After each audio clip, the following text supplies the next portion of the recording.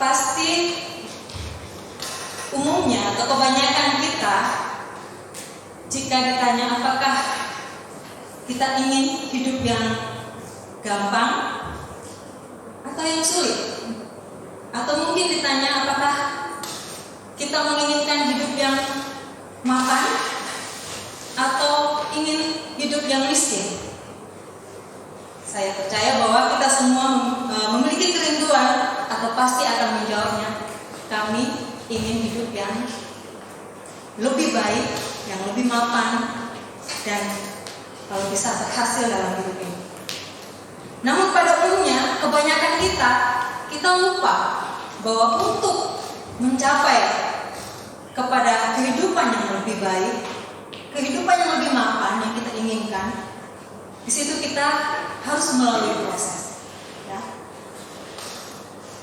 Kalau kita bisa melihat para artis, selebriti, ataupun tokoh-tokoh yang terkenal baik di Indonesia, di dunia saat ini, mungkin kita bisa melihat bahwa mereka hebat, mereka luar biasa.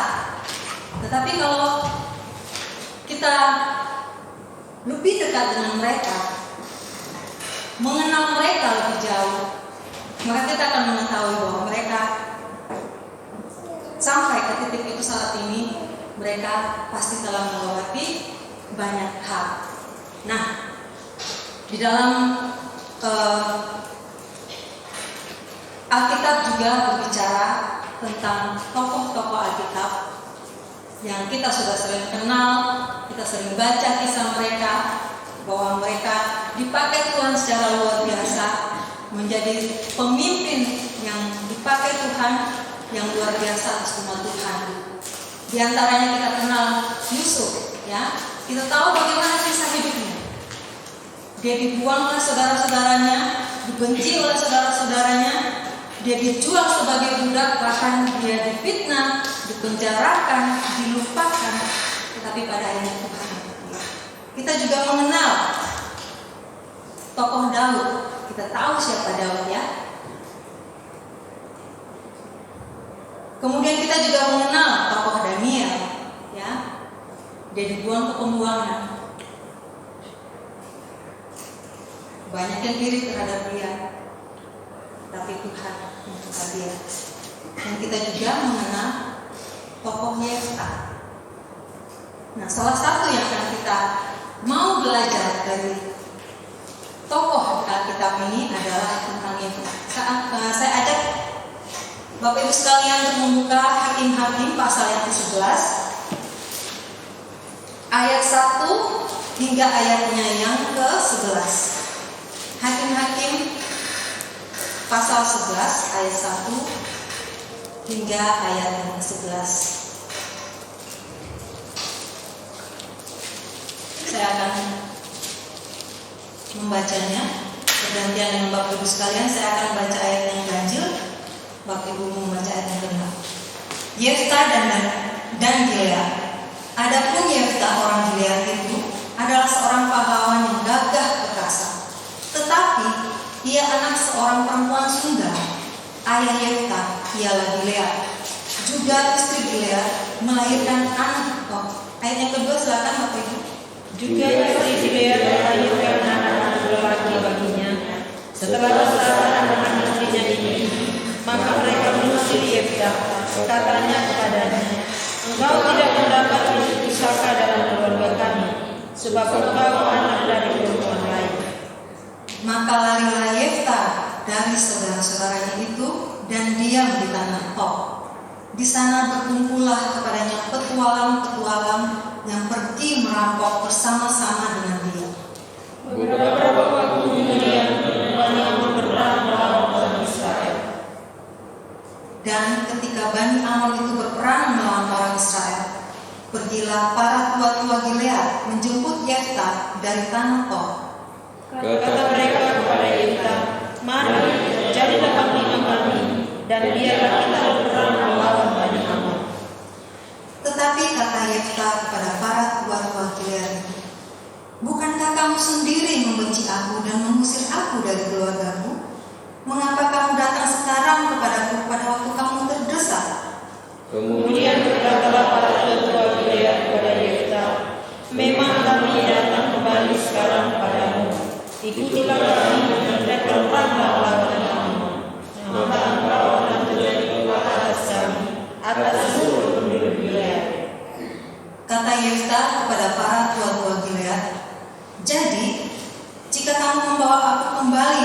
berperang melawan Bani Ammon, dan Tuhan menyerahkan mereka kepadaku, maka akulah yang akan menjadi kepala atas kamu. Lalu kata tua-tua Gilead kepada Yefta, demi Tuhan yang mendengarkannya sebagai saksi antara kita, kami akan membuat seperti katamu. Maka Yefta ikut dengan para tua-tua Gilead. Lalu bangsa itu mengangkat dia menjadi kepala dan panglima mereka. Tetapi Yefta membawa seluruh perkaranya itu ke hadapan Tuhan di Mizpah. Bapak Ibu sekalian, latar belakang Yefta sebelum dia diangkat oleh Tuhan dari nobody menjadi somebody, dari seorang yang dibuang menjadi seorang yang terpilih oleh Tuhan. Kita dapat melihatnya pada ayat yang ke-1. Di situ dikatakan bahwa Yefta, orang Gilead itu adalah seorang pahlawan yang gagah perkasa. Tetapi, ya, kita melihat di situ ada kata tetapi. Ia anak seorang perempuan Sunda. Bapak Ibu sekalian pasti sudah tahu ya istilah ini, anak seorang perempuan Sunda. Dan bagi masyarakat pada umumnya dapat dikatakan bahwa Yefta kelahirannya tidak diinginkan dan juga biasanya dijuluki sebagai anak haram. Yefta adalah seorang anak perempuan Sunda. Kemudian pada ayat yang kedua dikatakan bahwa keluarganya menolak dia, keluarganya tidak mau mengakui dia, bahkan membuli dia habis-habisan. Kita melihat di sini bahwa saudara-saudaranya berkata kepada dia, engkau tidak mendapat harta milik pusaka dalam keluarga kami, sebab engkau anak dari perempuan Sunda. Rupanya julukan anak perempuan Sunda atau anak haram yang menjadi aib pada saat itu sudah sangat melekat pada diri Yefta. Dia bukan hanya dipandang sebagai anak haram oleh masyarakat di sekitar, tetapi oleh keluarganya sendiri, oleh saudara-saudaranya sendiri. Bapak Ibu sekalian, kalau kita sendiri mengalami hal ini, dikucilkan, dikata-katai, dibully, pasti kita tidak akan tahan mendengar. Yefta, dia memiliki latar belakang yang sangat-sangat kelam.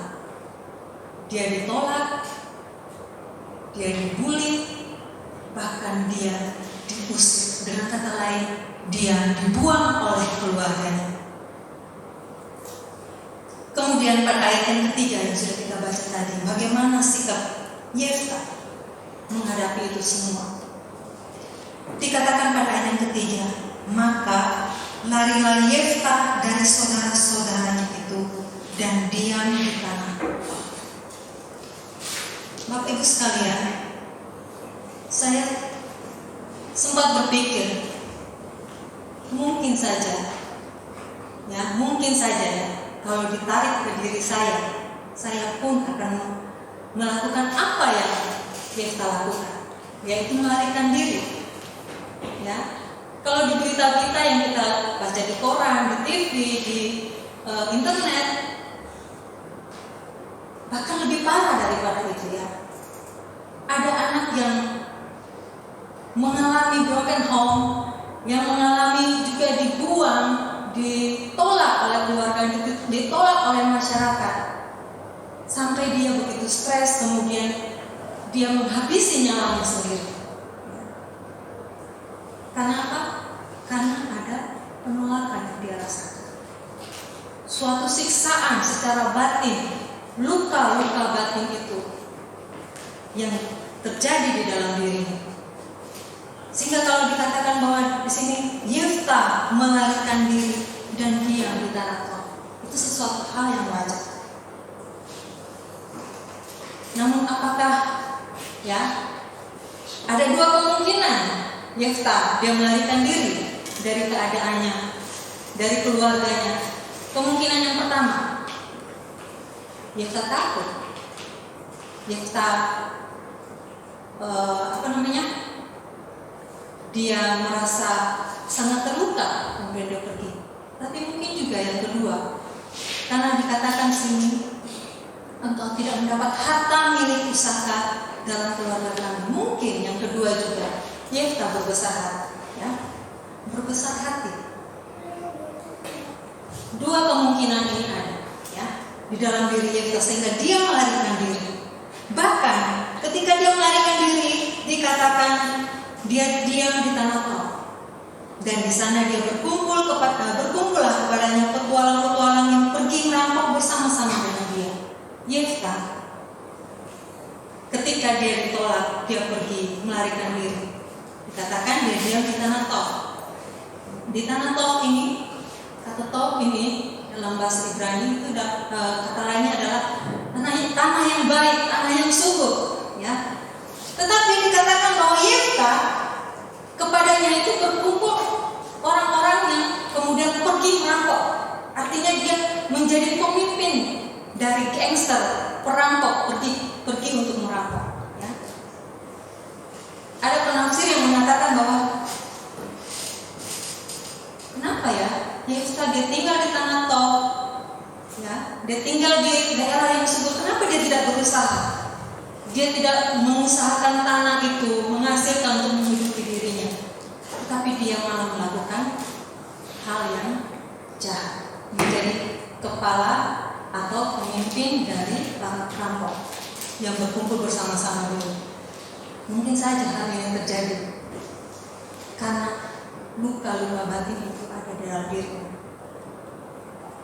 Namun dalam semuanya itu Bapak Ibu sekalian, Tuhan tidak pernah meninggalkan Yefta. Tuhan terus mengejar Yefta. Kita melihat ada titik balik bagaimana Tuhan mengubahkan Yefta di dalam setiap peristiwa, di dalam setiap kejadian, di dalam hidup Yefta yang Yefta alami. Tuhan menolong, memproses dia menjadi suatu pribadi, seorang pribadi yang luar biasa. Kita melihat pada ayat selanjutnya, titik balik di mana Yefta, Tuhan membuat dia dari seorang yang dibuang menjadi seorang yang diangkat secara luar biasa. Kita melihat ayat 4 sampai ayat yang ke-11 di situ. Dikatakan beberapa waktu kemudian Bani Amon berperang melawan orang Israel.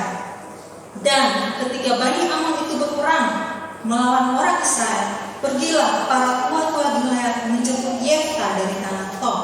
Kata mereka kepada Yefta, mari jadilah panglima kami dan biarlah kita berperang melawan Bani Amon. Dan seterusnya. Ada sampai 3 kali para tua-tua Gilead, ya. Mungkin di antaranya ini adalah, di antara tua-tua Gilead ini adalah saudara-saudara Yefta, saudara-saudara tiri Yefta yang mengusir dia pada waktu itu. Sehingga Yefta katakan sini pada ayat yang ke-7, bukan kamu sendiri membenci aku dan mengusir aku dari keluargaku. Bapak Ibu sekalian, ternyata Tuhan memakai suatu momen atau peristiwa di mana ketika orang Amon datang menyerang bangsa Israel, disitulah menjadi suatu momen di mana Tuhan mau memulihkan Yefta, menjadi suatu momentum bagaimana Tuhan mau mengembalikan Yefta dari pelariannya, menjadi suatu momentum untuk mengeluarkan Yefta dari persembunyiannya di tanah Tob, menjadi momentum untuk memulihkan jati diri dan harga diri Yefta yang diinjak-injak oleh kaum keluarganya sendiri, menjadi momentum bagi Tuhan untuk membalut luka-luka batin Yefta, menjadi momentum bagi Tuhan yang terutama adalah mengangkat Yefta dari keterpurukannya, dan lebih lagi menjadi momentum bagaimana Tuhan mau memakai Yefta untuk menyatakan kemuliaan Allah. Bapak Ibu sekalian yang terkasih dalam Tuhan Yesus Kristus, keadaan Yefta sebelumnya sudah saya katakan tadi, dari keberadaannya dia, latar belakangnya dia, yang benar-benar berada pada titik nol. Dia terbuang, terusir dari keluarganya, bahkan dari kampung halamannya, dari orang-orang yang ada di sekitar dia, dan dia menjadi seorang yang pelarian, bahkan menjadi perampok. Tetapi Bapak Ibu sekalian, Tuhan sanggup mengubah keadaan Yefta yang dari nol tadi menjadi satu pribadi yang luar biasa. Dan di sini kita belajar Bapak Ibu, bahwa kehidupan kita pun, saya tidak kenal Bapak Ibu sekalian di sini secara dekat, tapi Bapak Ibu Gembala di sini pasti mengenal Bapak Ibu. Dan saya tidak tahu apa masalah Bapak Ibu. Ya. Apalagi mungkin pada saat momen-momen seperti ini, di masa-masa pandemi seperti ini, masa-masa yang berat, ya, secara ekonomi, secara kesehatan, Bapak Ibu juga mengalami satu titik di mana tidak berdaya. Apapun yang menimpa kita, apapun yang terjadi atas hidup kita, kita harus berpegang kepada Tuhan Yesus. Kita harus percaya bahwa dalam setiap peristiwa yang kita alami, Tuhan tidak pernah meninggalkan kita sendiri. Roma 8 ayat 8 mengatakan, aku tahu bahwa Allah turut bekerja di dalam segala sesuatu untuk mendatangkan kebaikan bagi orang yang terpanggil menurut rencana Tuhan. Kita semua dipanggil oleh Tuhan. Kita semua terpanggil oleh Tuhan. Terpanggil dari kehidupan kita yang lama, yang sia-sia. Kita ditebus oleh Tuhan, disucikan, dan kita menjadi umatnya. Kita semua terpanggil Bapak Ibu. Amin. Kita semua terpanggil. Dan Tuhan punya rencana bagi masing-masing kita secara pribadi. Jangan melupakan apa janji firman Tuhan ini, bahwa Tuhan turut bekerja di dalam segala sesuatu untuk mendatangkan kebaikan. Yefta, dia pergi, dia melakukan apa yang tidak berkenan kepada Tuhan. Tapi apakah Tuhan menyerah terhadap dia? Tuhan tidak menyerah. Tuhan kejar dia, ya, dengan cara Tuhan sendiri, dengan momentum di mana Tuhan mengizinkan Amon untuk menyerang bangsa. Ya.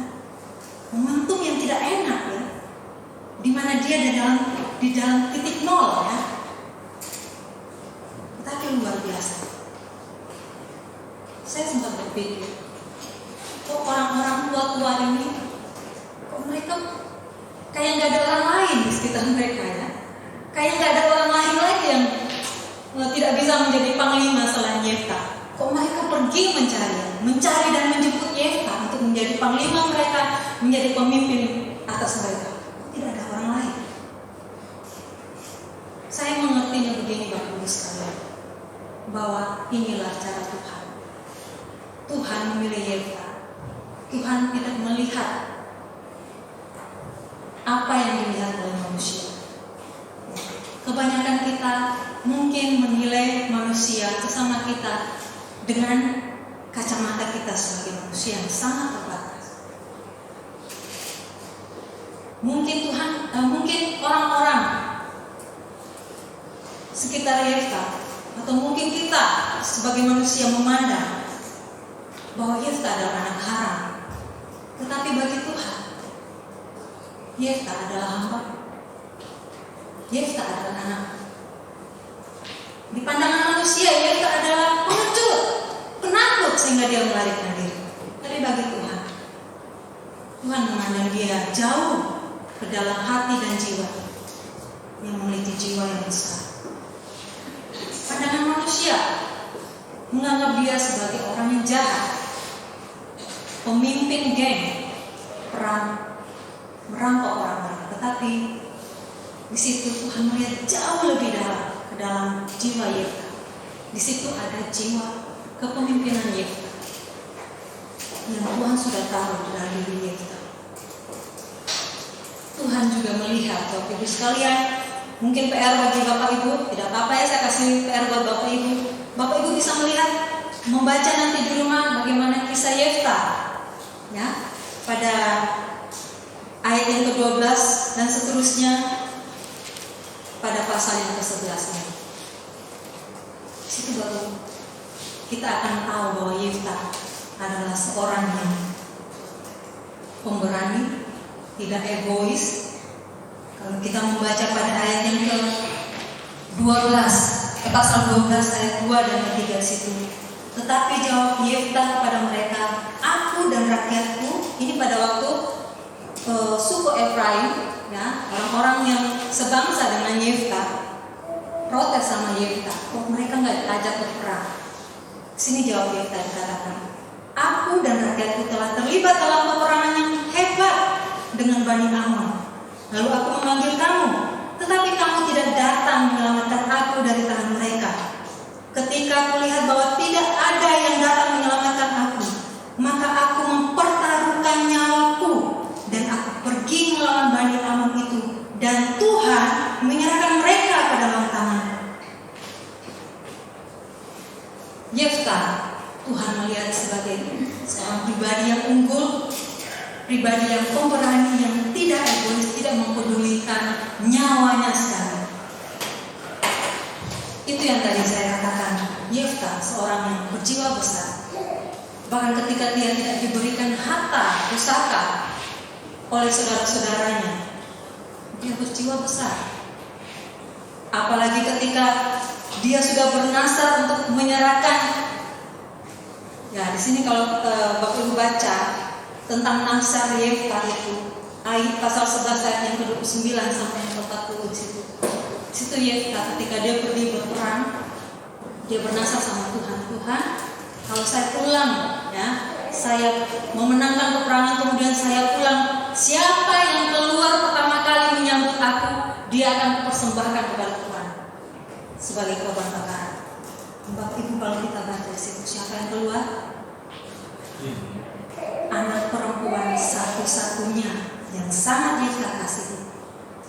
Dan ketika anak perempuannya itu keluar, dikatakan demi dilihatnya dia, dikoyakannya lah bajunya sambil berkata, ah anakku, engkau membuat hatiku hancur luluh, dan engkau yang mencelakakan aku. Aku telah membuka mulutku bernasar kepada Tuhan, dan tidak dapat aku mundur. Yefta tidak dapat mundur lagi dari perkataan, dari nasarnya. Dia tidak bermain-main ketika dia bernasar kepada Tuhan. Sekalipun dikatakan hatinya begitu hancur, karena dia begitu mengasihi anak perempuan satu-satunya, tapi karena dia sudah mengatakannya kepada Tuhan, dia pun melakukannya. Dia rela mengorbankan anak perempuan satu-satunya itu sebagai korban bakaran syukur kepada Tuhan. Artinya apa Bapak Ibu sekalian? Yefta di sini memiliki pribadi yang berintegritas. Apa yang dikatakannya, itulah yang dilakukan. Sebagai bukti kasihnya kepada Tuhan jauh lebih besar dari apapun juga. Sebagai bukti bahwa dia berkomitmen untuk sungguh-sungguh hidup takut akan Tuhan. Bapak Ibu sekalian yang dikasihi dalam Tuhan Yesus Kristus. Yang menariknya di sini ketika orang atau tua-tua Gilead mengajak dia pada ayat ke-11, bagaimana sikapnya Pak? Apakah dia jual mahal? Apakah dia mencaci maki mereka, membalas mereka? Tidak. Tetapi dikatakan pada ayat yang ke-11, maka Yefta ikut dengan para tua-tua Gilead. Lalu bangsa itu mengangkat dia menjadi kepala dan panglima mereka. Tetapi Yefta, ayat 11 dikatakan, tetapi Yefta membawa seluruh perkaranya itu ke hadapan Tuhan di Mizpa. Bapak Ibu sekalian, inilah kunci Yefta menjadi seorang yang dipakai Tuhan secara luar biasa. Dari seorang pribadi yang tidak ada apa-apa, yang ditolak, tetapi Tuhan mengangkat dia. Setiap kita pasti mengalami proses.